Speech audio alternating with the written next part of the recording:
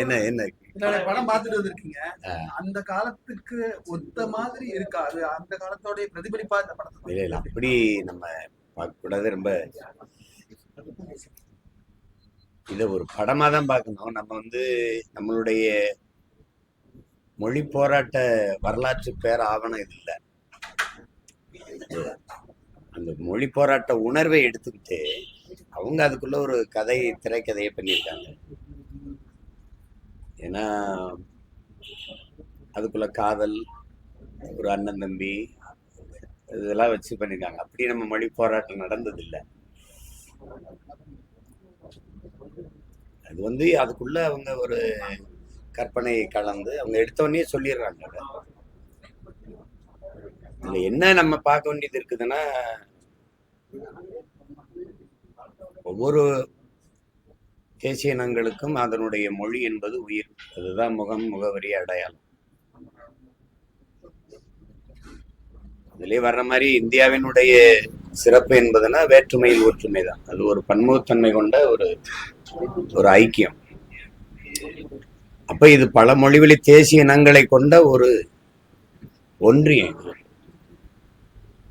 அதுல அவரவர் மொழி அவரவருக்கு முக்கியம். அதுல ஒரே ஒரு மொழியை கற்றாகணுங்கிற கட்டாயம்ங்கிறது அது யாராலும் ஏற்க முடியாதுங்கிறத அந்த உணர்வுல தான் நம்ம இந்த மண்ணில் நம்மளுடைய மொழி போராட்டம் வெடிச்சது.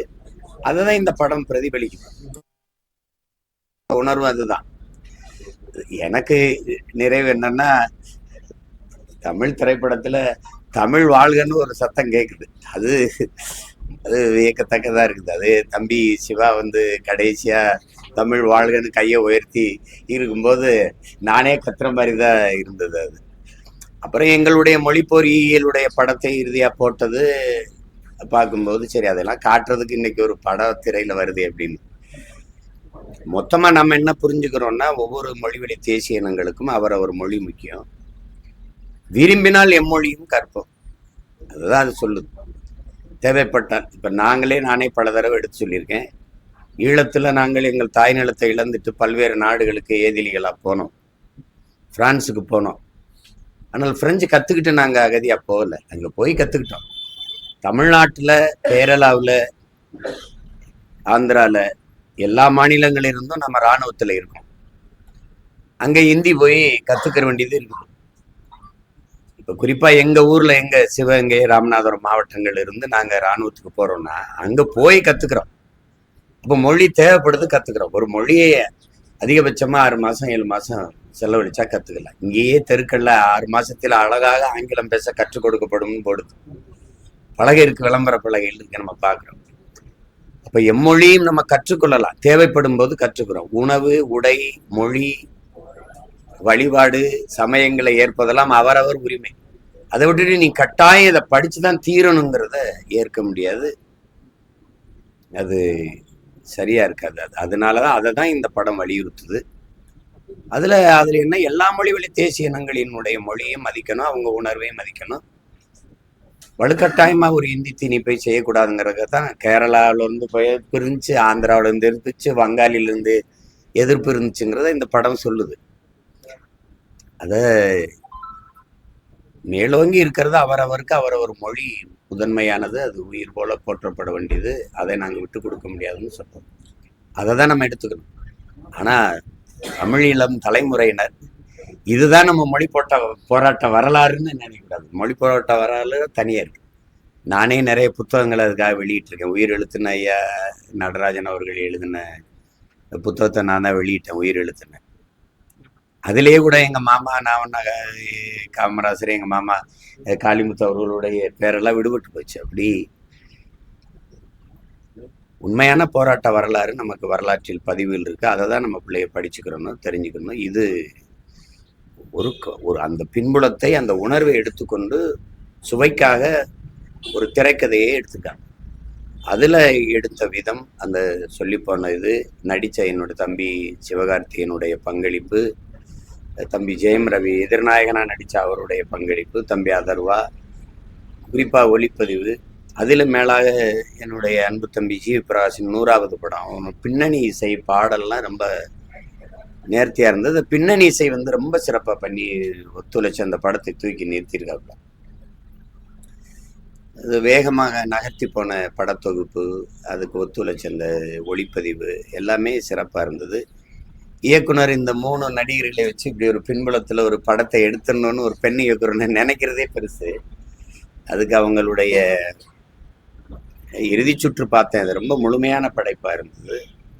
அதுக்கப்புறம் சூரரை போற்று, அப்புறம் இந்த படம். இது ஒரு பெரிய முயற்சி. எளிதா யாரும் இந்த இந்த இதை தொற்ற முடியாது. இது பிரச்சனைக்கு வரும். ஏன்னா உண்மையான மொழி போராட்டத்தை எடுத்தா திரைக்கு வராது. அதனால அதுல சில இதுகளை அவங்க கடந்து அது சொல்லியிருக்காங்க. ஒரு படமா எடுத்திருக்காங்க. ஒரு படமா பார்த்தா நல்ல படம். அதுல எல்லா பங்களிப்பும் இருக்கு. சிறந்த ஒளிப்பதிவு இருக்கு, இசை இருக்கு, நடிப்பு இருக்கு. அதெல்லாம் பார்க்கும்போது அது சிறந்த படம். ஆனா இதுதான் நம்ம மொழி போராட்ட வரலாறு என்று நினைச்சுக்கிட்டு அதை போட்டு நம்ம பேசிக்கிட்டு இருக்க வேண்டியது இல்லை. அதுதான் என்னுடைய கருத்து. அதில் மிகச்சிறப்பாக நடிச்சிருக்க என்னுடைய தம்பி சிவகார்த்திகேயன், தம்பி ரவி, அதர்வா எல்லாருக்கும் என்னுடைய பாராட்டுக்கள். இயக்குனருக்கு என்னுடைய வாழ்த்துக்கள். ஏன்னா இது ஒரு பிரச்சனையான களம். இதை போய் தொடுவோம்னு ஒரு பெண் இயக்குனர் தொட்டு அதை செஞ்சிருக்கிறது பாராட்டுக்குரியது தான். இதை போய் நம்ம இந்த படத்தை படமாக பார்த்துட்டு வந்துருங்க. இதுதான் நம்ம மொழி போராட்ட வரலாறுன்னு நினச்சிக்கிட்டு அதை ஒப்பிட்டுக்கிட்டு இருக்காதீங்க. அவ்வளோதான் என்னுடைய வேண்டுகோள். இதை தயாரித்த தம்பி ஆகாஷ் பாஸ்கருக்கு என்னுடைய அன்பும் வாழ்த்துக்கணும். ஏன்னா எடுக்கணும்னு நினைக்கணும். யார் எடுத்தாலும் பிரச்சனை வரும். ஒருவேளை அரசே துணிஞ்சு அரசே தயாரித்து இந்த மொழி போராட்டத்தை ஆவணப்படுத்தணும்னு உள்ளபடி எடுத்தால் அதை பதிவு செய்யலாம். அந்த ஜனநாயகம் நம்ம நாட்டில் இல்லை. ஜனநாயகன் என்ன பாடுபடுதுன்னு நீங்க பாக்குறீங்க. அதனால அது இல்லை. அது அவ்வளவு கருத்து சுதந்திரம் இல்லை. மற்றவர்களோட கூடுதலா உங்களுக்கு சினிமா பத்தி அதிகமா தெரியுன்றதுனால இந்த கதையை முதல்ல செலக்ட் பண்றதுக்கு பாராட்டு தெரிவிச்சிருந்தீங்க. இதுலயே பல்வேறு விமர்சனங்கள், இதை பல கட்டு வந்து இல்ல எங்க ஐயா கி வெங்கட்ராமன்லாம் ஒரு பெரிய அறிஞர். என் தம்பியே துறை இது நல்லா இருக்குமா, இன்னொரு தம்பி தமிழ் மிச்சி பாசறையில் இருக்க கார்த்தி செல்வன் அது இல்லைம்மா. அதான் நான் சொல்றேன்ல, மொழி போராட்ட வரலாற்றை முழுமையா படிச்சவன் அப்படிங்கிற இதுல சொல்றேன். அது வேற, இது வேற. இது ஒரு திரைப்படம். அந்த உணர்வை எடுத்துக்கிட்டு இவங்க ஒரு திரைக்கதையை அமைச்சுக்கிட்டாங்க. இப்ப சல்லியர்கள்னு ஒரு படம் வந்ததுல, அது எங்க போராட்ட களத்துல இருக்கிற ஒரு சின்ன துளி, அவ்வளவுதான். அதை படம் எடுத்தா நீங்க சான்றிதழ் தருவீங்களா? திரையரங்கு இதுக்கே கொடுக்கல. அது கஷ்டம். மொழி போராட்டத்தை எடுத்தால் அதிகாரத்துல அந்த மொழியை திணிச்சது யாரு அப்படின்னு உங்களுக்கு தெரியும். அப்ப இங்க என்ன நடந்தது அது தெரியும்.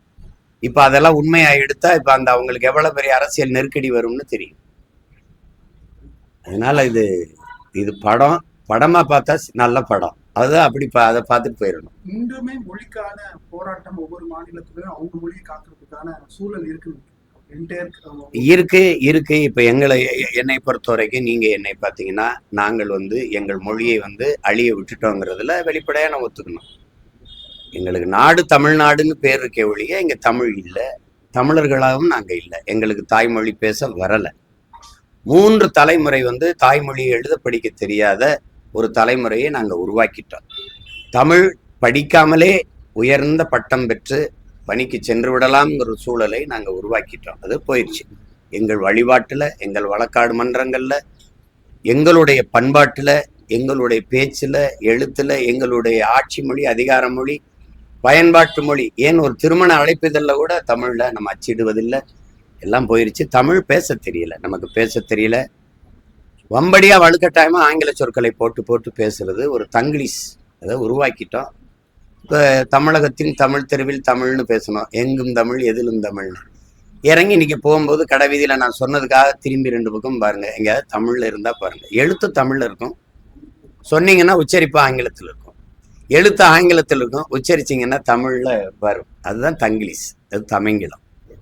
அப்ப அதை மீட்கணும்னு நினைப்போம். ஏன்னா தமிழ் மீட்சியே தமிழர் எழுச்சியே. மொழி அழிந்தால் ஒரு இனம் அழியும். மொழி அழிய விட்ட இனங்கள் மலையளவு இருந்தாலும் கடுகளவு சிறுத்து வீழும். மொழியை பாதுகாத்த இனம் கடுகளவு இருந்தாலும் மலையளவு உயர்ந்து வாழும். இதுதான் வரலாறு. அப்படி இருக்கும்போது என் மொழி அழிஞ்சிருச்சு.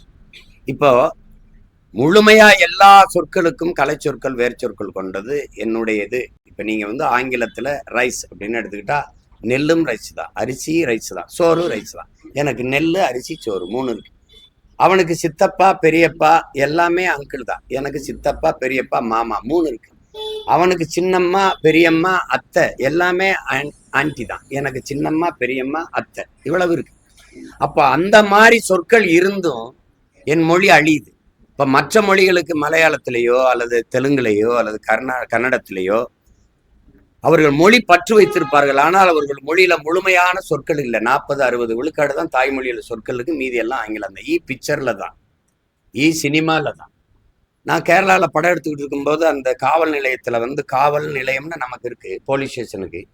அங்க அந்த காவல் நிலையத்துக்கு மலையாளத்துல எழுதி வைக்கணும்னு ஒரு தம்பியை கேட்டேன். அங்க எனக்கு நிர்வாக தயாரிப்புல இருந்தவருக்கு.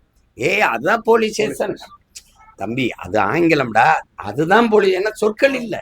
அப்போ கன்னடர்கள் வந்து நல்ல மொழி பற்றில் இருப்பாங்க. 30-40 விழுக்காடு அவங்களுக்கு சொற்கள் இல்லை, ஆங்கிலம் தான் பயன்படுத்தி ஆகணும். அப்ப அந்த நிலைமையில நாம அழிய கொடுத்துட்டு இருக்கிறோம். அதை மீட்கணும்னு நினைக்கிறேன்.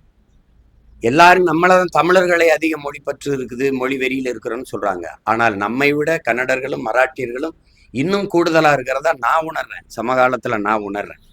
அப்ப அப்படியெல்லாம் நம்ம இல்லை. ஆனா இப்ப இந்தியை நம்ம எதிர்க்கிறோன்ற, எங்க இந்தி இல்லை? எல்லா இடத்துலயும் இருக்கு, எல்லா இடத்துலயும் இருக்கு. இப்ப குறிப்பா நான் வந்து என் ஊர் ராமநாதத்துக்கு போனா வெல்கம் டு ராம்நாடு அப்படின்னு எழுதியிருக்கு. தமிழ்ல எழுதியிருக்கா? ராமநாதபுரம் மாவட்டம் உங்களை வரவேற்கிறது அப்படின்னு எழுதியிருக்கா? எழுதி கீழே ஆங்கிலத்தில் இருக்கா? இல்லை, வெறும் வெல்கம் டு ராம்நாடு தான். என் சொந்த ஊருக்கு இங்கிலீஷ் என்னை வரவேற்று அப்படி அப்படி இருக்கு நிலைமை. அதனால மொழி பற்று என்பது அது வந்து அதை சொல்ல முடியாது. அதாவது தமிழுக்கு அமுதென்று பேர், அந்த தமிழ் இன்பத்தமிழ் எங்கள் உயிருக்கு நேருன்ட்டான். அதுக்கு மேல ஒன்றும் சொல்றது இல்லை. தமிழ் எனக்கு மொழி அல்ல, என் மூச்சு. வெறும் பேச்சு மொழி அல்ல, என் மூச்சு மொழி. அந்த பற்று எல்லாருக்கும் இருக்குது, அது இருக்கணும்னு நான் விரும்புறேன்.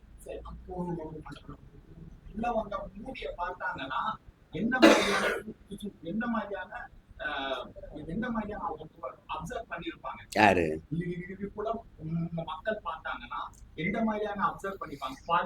இது வந்து இல்ல இல்ல அப்படி அண்ணா மொழியை காப்பாத்தினாரு.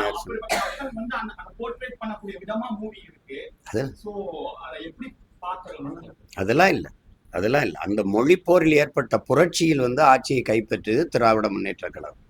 உங்களுக்கு புரியுதுன்னு நினைக்கிறேன். அது எல்லாருக்கும் தெரியும். மொழி இன்ன தலைமுறைக்கு தமிழை பற்றி, அவங்களுக்கு தமிழ் எழுத படிக்கவே தெரியாத பிள்ளைக்கு போய் அதை பேசிட்டு வேண்டியதில்லை. கொஞ்சம் கொஞ்சம் அரசியல் புரிதல் இருக்கிற, கொஞ்சம் கொஞ்சம் மொழி மேல பற்று இருக்கிற பிள்ளைகளுக்கு இது தேடல் இருக்கும். தேடல் இருக்குன்னா அவன் வரலாறு எடுத்து படிச்சு தெரிஞ்சுக்கிடுவான். இது அப்படி கிடையாது, அப்படி கிடையாது. நீங்க வந்த பிறகு இங்க என்ன நடக்குதுன்னா, மொழி போர்ல ஏற்பட்ட புரட்சியில தான் இது வந்து, அந்த கிளர்ச்சியில தான் திராவிட முன்னேற்ற கழகம், அந்த காங்கிரஸ் நீண்ட காலமா ஆட்சியில் இருந்த அந்த கட்சியை வீழ்த்தி அதிகாரத்துக்கு வருது. அதுதான் வரலாற்று உண்மை. அதனால நீங்க அண்ணா தான் வந்து தமிழை காப்பாற்றினார்னு அப்படி சொல்றது, அது அது யாரும் அப்படி நினைக்கல. அப்படி ஒன்றும் படம் ஒன்றும் சொல்லலையே. அது சிலர் வந்து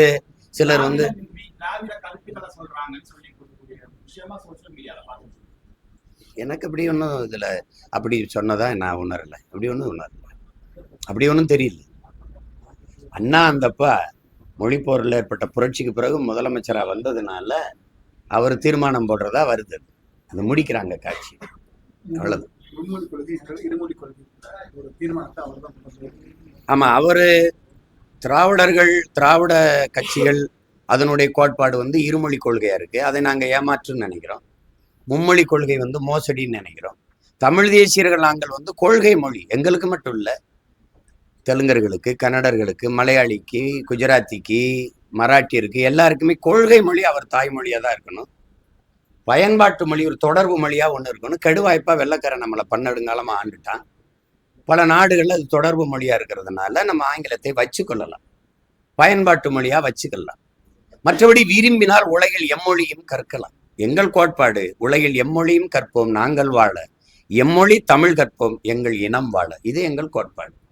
உலகில் எல்லா மொழியும் கற்போம், எல்லா மொழியும் அது கற்போம். அது வந்து தேவைன்னா அவசியம்னா கற்றுக்கொள்ளலாம், அது ஒன்றும் தப்பு இல்லை. இப்போ பிரெஞ்சு படிக்கிற பள்ளிக்கூடங்கள் கற்றுக் கொடுக்குற பள்ளிக்கூடம் இல்லையா? ஸ்பானிஷ் கற்றுக் கொடுக்குற பள்ளிக்கூடம் இல்லையா? அது தேவைன்னா கற்றுக்கலாம். அதுதான், எல்லா மொழிகளின் மீதும் பற்றுக்கொள்ளுங்கள். நம் மொழியை, எல்லா மொழிகளையும் கற்றுக்கொள்ளுங்கள். நம் உயிர் தமிழ் மீது பற்றுக்கொள்ளுங்கள். இதுதான் நாங்க சொல்ற மொழி கோட்பாடு. அதுல எங்களுக்கு ஒன்றும் குழப்பம் இல்லை. வேற ஏதாச்சும் இல்ல.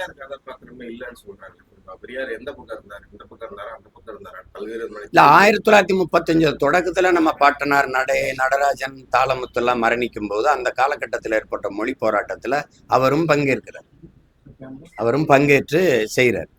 அதுக்கு பிறகு 65 ஏற்பட்ட மொழி போராட்டத்தில் அவர் நேரடியா அதுக்கு எதிராகவே மாறுகிறார். இந்த காளிகளை சுட்டு தள்ளுவதற்கு எதுக்கு காவல்துறை போலீஸ்காரங்கையில துப்பாக்கி இருக்கு, சுட்டு தள்ள வேண்டியதானேன்னு சொல்லி. அது நான் இந்தியை எதிர்க்கிறது தமிழ் அழிஞ்சு போயிருங்கிறதுக்கு இல்லை, இங்கிலீஷ் படிக்காம விட்டுருவாங்கிறதுக்கு தான் சொல்றாரு. அவர் தமிழை விட ஆங்கிலத்தின் மீது அக்கறை கொள்றார். வீட்டுல வேலைக்காரி முதற்கொண்டு மனைவிட்ட குடும்பத்துல எல்லாத்தையும் ஆங்கிலத்துல பேசுங்க. ஆங்கிலம் நாகரிகமான மொழி, தமிழ் அறிவியல் மொழி இல்லைங்கிறது இவர்களுடைய குற்றச்சாட்டு. அறிவியல் மொழி இல்லாமையா என் பாட்டன் 1800 ஆண்டுக்கு முன்னாடி ஓடுகிற நீரை தடுத்து பாசனத்துக்கு பயன்படுத்தினா? அறிவியல் மொழி இல்லாமையா உலகத்தில் எந்த ஒரு கட்டடம், புல்லோ பூண்டோ மரமோ செடியோ குடியோ எதுவும் தன்னிழல் தரையில் விழாது ஒன்றை நீ காட்டவே முடியாது. உலகத்திலே ஒரே ஒரு கட்டிடம் தான் என் பாட்டன் கட்டிய பெருவுடையார் கோயில், தஞ்சை பெருவுடையார். உலகத்திலே தன்னிழல் தலையில் வராதது. அது அறிவியல் தொழில்நுட்பம் இல்லையா?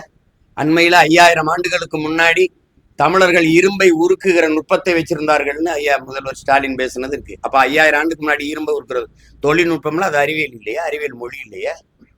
எப்படி இது? சும்மா சொல்றது தமிழ்ல.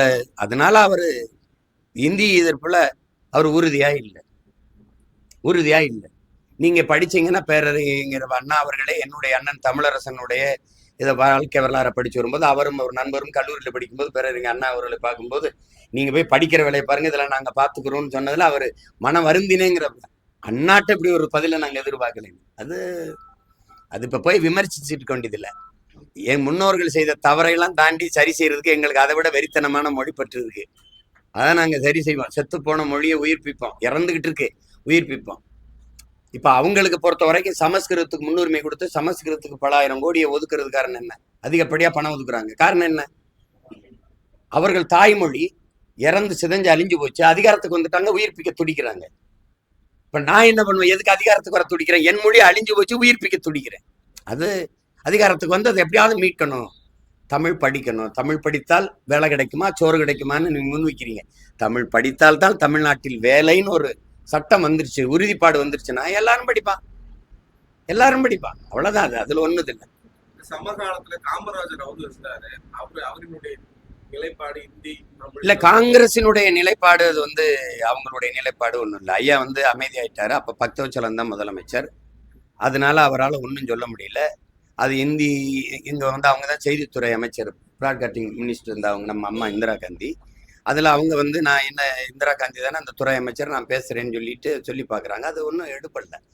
பக்தவச்சலா அதை பெருசாக அதை கண்டுக்கல. அவங்கெல்லாம் உங்களுக்கு தெரியும், காங்கிரஸ்காரர்கள் காந்தியை விட இந்திய பற்றாளர்கள். உங்களுக்கு புரியுதுன்னு நினைக்கிறேன். அதனால அந்த பிரச்சனை அவங்களுக்கெல்லாம் அது ஒரு மொழியெல்லாம் தமிழ்லாம் என்ன தமிழ் அப்படின்னு நினைக்கக்கூடிய ஆளுங்க. அதனால ஒன்றும் இல்லை. ஏன்னா தமிழ்நாடுன்னு பேர் வைக்க சொல்லி நம்ம தாத்தா சங்கரலிங்கனார் 79 நாட்கள் போராடியதே இவங்க யாரும் கண்டுக்கலையே. இன்னொரு தாத்தன் ஜீவானந்தம் போய் ஆதரவு கொடுத்தது மாதிரி மற்ற யாருமே போய் அவருக்கு துணை நிற்கலையே. அப்ப அதெல்லாம் பேசி முன்னவர்களின் தவறை போய் விமர்சிச்சுட்டு இருக்கோன்னா நம்ம அந்த தவறை திருத்திக்கிட்டு சரி பண்ணி போகணும். படைப்பா இந்த படம் பராசக்தின்னு ஒரு படைப்பு நல்ல படம், படம். ஆனால் அந்த மொழி உணர்வை மொழி போராட்டத்தை அப்படியே அது பதிவு செய்யல. ஆனால் மொழி உணர்வை சிதைக்கல. கடைசியா முடிக்கும் போது தமிழ் வாழ்கன்னு ஒரு திரைப்படம் சொல்லுதுன்னா பாராட்டணும். சீமான் தான் செழியன். அது பேரு செழியன் வச்சுட்டாங்களே ஒழிய நான் தான் செழியன். அதுதான் இருக்கு. வேற ஏதாவது கேள்வி இருக்கா? வாழ்த்துக்கள் எல்லாருக்கும். நன்றி.